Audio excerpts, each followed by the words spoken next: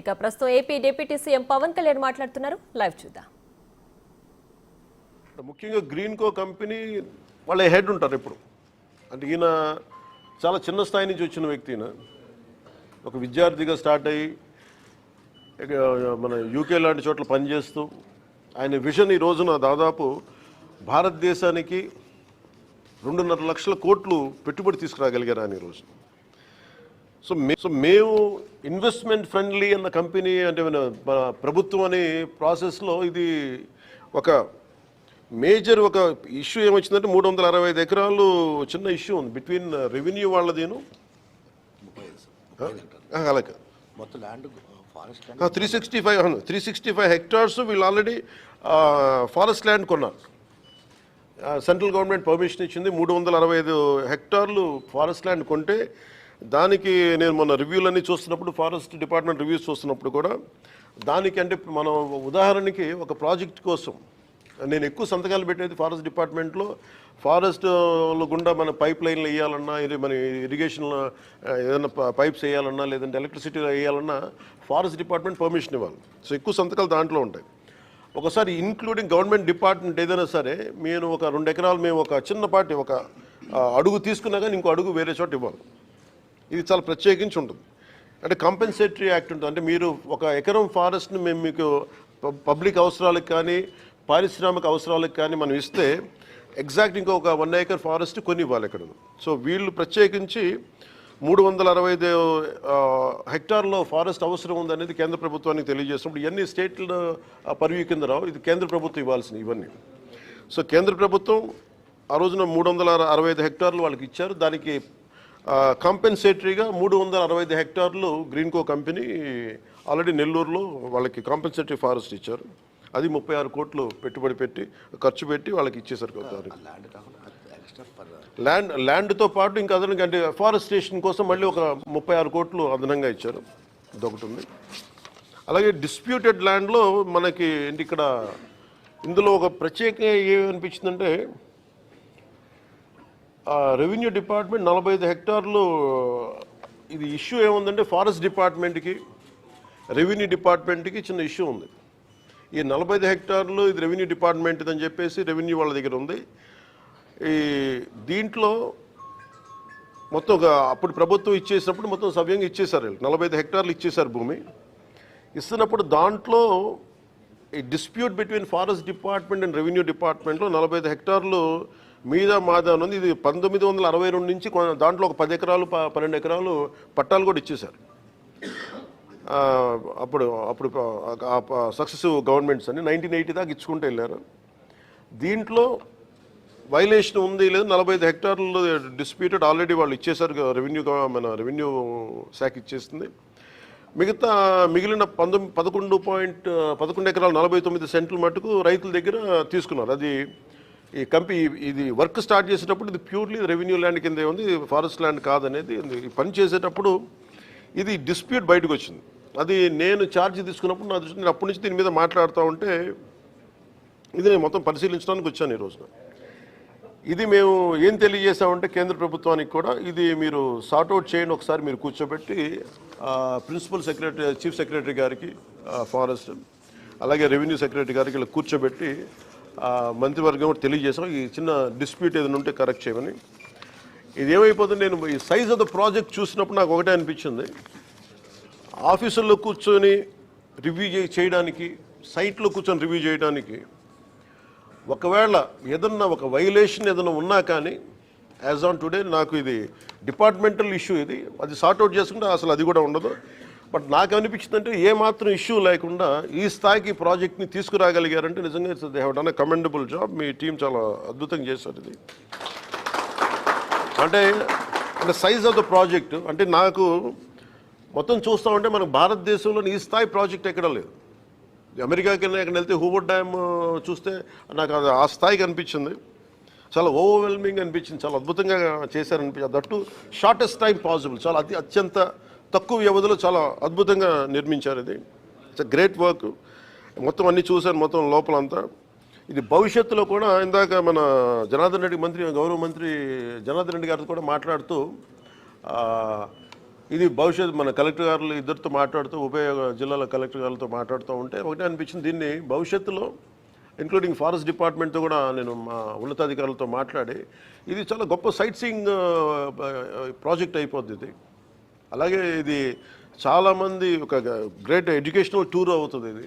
అలాగే బోల్డంత ఎంప్లాయ్మెంట్ వస్తుంది దీనికి ఇక్కడ. సో వీటన్నిటిని మనస్ఫూర్తిగా చూసి 1-2 వైలేషన్స్ ఏమైనా ఉన్నాయి ఒకళ్ళ దృష్టిలో ఏదైనా ఇవన్నీ చేసినా కానీ సార్ట్అవుట్ చేయకపోతే ఖచ్చితంగా వీళ్ళకి సహకరించాల్సిన అవసరం ఉంది. మ్యాగ్నానిమిటీ ఆఫ్ దీన్ని ఈ ప్రాజెక్ట్ తాలూకు సైజ్ అలాంటి ప్రాజెక్ట్ ఇది. 1-2 చిన్న చితక ఏదైనా ఉంటే కనుక దాన్ని ఖచ్చితంగా దాన్ని గవర్నమెంట్ సహకరించి దీన్ని, ఎందుకంటే ఇది మేము తీసుకున్న నిర్ణయం కాదు, ఏమైనా ఉంటే ఇది కేంద్ర ప్రభుత్వం దృష్టిలో పరిధిలో పంపించి మా సైడ్ నుంచి ఇది చీఫ్ సెక్రటరీ గారికి, అది మన ఫారెస్ట్ PCCF గారికి అలాగే కూర్చోబెట్టి దీన్ని పూర్తిగా అసలు చిన్నపాటి ఏమన్నా కరెక్ట్ చేయమని ఈ ప్రాజెక్ట్ మనస్ఫూర్తిగా ముందుకెళ్ళాలి. ఎందుకంటే ఇన్ని 10,000 కోట్లు పెట్టుబడి పెట్టిన తర్వాత దాదాపు ఇంకొక 24 ఇంకొక 14,000 అంతేనా, ఇంకో 12,000 కోట్లు 12,000 కోట్లు పెట్టేశారు. 12,000 కోట్లు పెట్టాలి, ఇంకో అదనంగా ఇంకో 10,000 కోట్లు పెట్టాలి. ఈ ప్రాసెస్లో దీన్ని చిన్న చిత్తగా ఏదైనా సమస్యలు ఉంటే ఇది బిట్వీన్ ఇంటర్నల్ 2 డిపార్ట్మెంట్స్ మధ్యన ఇష్యూ కాబట్టి అది మేము కూర్చొని అవసరమైతే కేబినెట్ దృష్టికి తీసుకెళ్తాం, ముఖ్యమంత్రి గారి దృష్టికి తీసుకెళ్తే దీన్ని సాల్వ్ చేసి దీన్ని ఈ ప్రాజెక్ట్ వెళ్ళేలా ప్రభుత్వం ముందస్తుగా దీనికి మద్దతు తెలుపుతా ఉన్నాం. ఇది భారతదేశంలోనే ప్రధానమంత్రి గారు ప్రత్యేకించి చెప్పింది 1 నేషన్ 1 ఎనర్జీ కాన్సెప్ట్. ఇది అంటే సెల్ఫ్ రిలయంట్ భారత్, ఆత్మనిర్భర భారత్ అంటే మన ఎనర్జీ అవసరాలు, మనకు కావాల్సిన అవసరాలు మనమే సమకూర్చుకునేలాగా ఈ పర్టికులర్ ప్రాజెక్టు ఇది ఫుల్ ఫ్లెడ్జ్డ్గా ఇంకొక కొంత సమయంలో, తక్కువ సమయంలోనే ఇది ఆపరేషన్లో వచ్చినప్పుడు అవసరమైతే ఇది విదేశాలకు కూడా మనం దీన్ని అమ్మి దీనివల్ల మనకి చేసి దానివల్ల మనకి ముఖ్యంగా ఫారెన్ ఎక్స్చేంజ్ రెవెన్యూ కూడా దేశానికి వచ్చే బలమైన అవకాశాలు ఉన్నాయి. ఈ టెక్నికాలిటీస్ అన్నీ లేదా టీమ్ స్పీక్. అందుకని మనస్ఫూర్తిగా మీ అందరికీ ఇక్కడికి వచ్చినందుకు ఇది ఒక కర్నూలు మన నంద్యాలకే కాదు, ఆంధ్రప్రదేశ్కే కాదు, భారతదేశానికి ఇది చాలా అద్భుతమైన పేరు తీసుకొచ్చే ప్రాజెక్టు. మనస్ఫూర్తిగా మీ యాజమాన్యానికి ధన్యవాదాలు తెలుపుతా ఉన్నాను. Any corrections we are here to any dispute ఏదన్నా ఉన్నా కానీ మేము మీకు మనస్ఫూర్తిగా సహకరిస్తాం. అలాగే దానికి ఏదన్నా 1-2 నేను కోరుకునేది కూడా యాజమాన్యానికి కూడా ప్రత్యేకించి మీరు చేస్తున్న ప్రాజెక్ట్స్ ఇక్కడ అంటే మీరు ముఖ్యంగా ఇది కార్పొరేట్ సోషల్ రెస్పాన్సిబిలిటీ కింద మీరు చేస్తున్నవని కానీ ఇక్కడ విలేజెస్ సంబంధించి ముఖ్యంగా ఈ ఆర్గానిక్ ఫార్మింగ్కి ఇక్కడ యువతకు కూడా కొంచెం అవకాశాలు మరింత కల్పించండి. అలాగే మీరు ఇందాక మనం మాట్లాడుకున్నట్టుగా కలెక్టర్ గారు చెప్తా ఉన్నారు, పాలిటెక్నిక్ కానీ ఈ ITI స్కిల్ డెవలప్మెంట్ కూడా మీరు ఏదైనా చేయించండి. అలాగే ముఖ్యంగా రైతాంగానికి ప్రత్యేకించి మేడం చెప్తా ఉన్నారు, ఇక్కడ ఆవు సంతతి తక్కువ ఉందని చెప్పేసి మీరు కొంత గోకులాల మీద కొంత ఆవులు సంతతి పెంచేలాగా మీరు కొంచెం సహకరించిన స్థానిక గ్రామాలన్నింటికీ కూడా. I think that 1 request I have. అలాగే మీరు పిల్లలకు కూడా, స్కూల్ పిల్లలకు కూడా కొంచెం అదనంగా మీరు అంటే ఇదేది మేము మిమ్మల్ని రిక్వెస్ట్ చేసేది తప్ప, అంటే మీరు ఇష్టంతో చేయాలి తప్ప ఇది మేము బలవంతంగా చేయించేది కాదు. And we request you more అంటే ఎందుకంటే మీరు ఫస్ట్ ఆఫ్ ఇట్స్ కైండ్. ఎందుకంటే ఇట్లాంటి ప్రాజెక్టు అంటే రాళ్ళు రప్పల్లో అంటే మీరు చూడండి, ఒక వ్యక్తి ఏదో పని మీద వెళ్తా కూర్చోబెట్టి హెలికాప్టర్ రాళ్ళు రప్పల్లో ఆయన ఒక 10,000 మందికి ఉద్యోగం చూడగలిగాడు.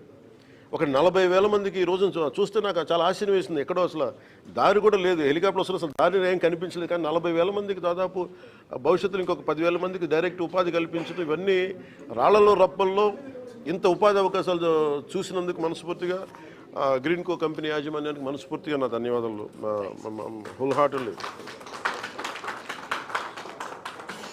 అంటే ఈ ప్రాజెక్ట్ నేను ఇందాక అడిగింది ఏంటంటే అందరినీ, మా పేషెంట్ కూడా అడిగింది, అసలు ఈ ప్రాజెక్టు దీన్ని ఏం చేస్తే ఈ ప్రాజెక్టు నాకు అర్థమయ్యే మామూలు భాషలో చెప్పండి. నాకు ఈ మెగావాట్లు గిగావాట్లు నాకు ఎందుకు కొంచెం అర్థం కావడం కొంచెం ఇబ్బందిగా ఉంటుంది. అంటే నేను ఒక ఇంట్లో కూర్చొని నేను లైట్లు వేసుకుంటే నాకు ఎన్నింట్లో లైట్లు వెలుగుతాయని అడిగితే 43 లక్షల ఇళ్లల్లో ఒక 200 యూనిట్లు చొప్పున రోజుకి వాడుకుంటే 43 లక్షల ఇళ్ళకి ఈ ప్రాజెక్టు డైరెక్ట్ పవర్ ఇవ్వగలదు. నెలకి 200 యూనిట్లు. అలాగే అగ్రికల్చర్ లోడు రాష్ట్రంలో 50% అగ్రికల్చర్ లోడుని ఈ ప్రాజెక్టు తీర్చగలదు. అంటే ఆంధ్రప్రదేశ్ తాలూకు ఎనర్జీ అవసరాలని 3వ వంతుని ఈ ప్రాజెక్ట్ అంత సత్తా ఉన్న ప్రాజెక్టు. సో అందుకని మనస్ఫూర్తిగా ఇలాంటి ప్రాజెక్ట్ని మీరు ఆంధ్రప్రదేశ్లో పెట్టినందుకు ఎవరు చూడనప్పుడు మీరు అంటే ఈ రోజున నిన్న మన ఎన్టీపీసీ కూడా చూసాం, మన ప్రధానమంత్రి గారు ఓపెన్ చేశారు. మోర్ దెన్ గవర్నమెంట్ ఏజెన్సీస్ కంటే ముందే వీటన్నిటికంటే ముందు ఆయన ఒక విజన్ తోటి చూశారు. అది మనస్ఫూర్తిగా చలమశెట్టి అనిల్ గారికి మనస్ఫూర్తిగా నా ధన్యవాదాలు తెలియజేసుకుంటాం.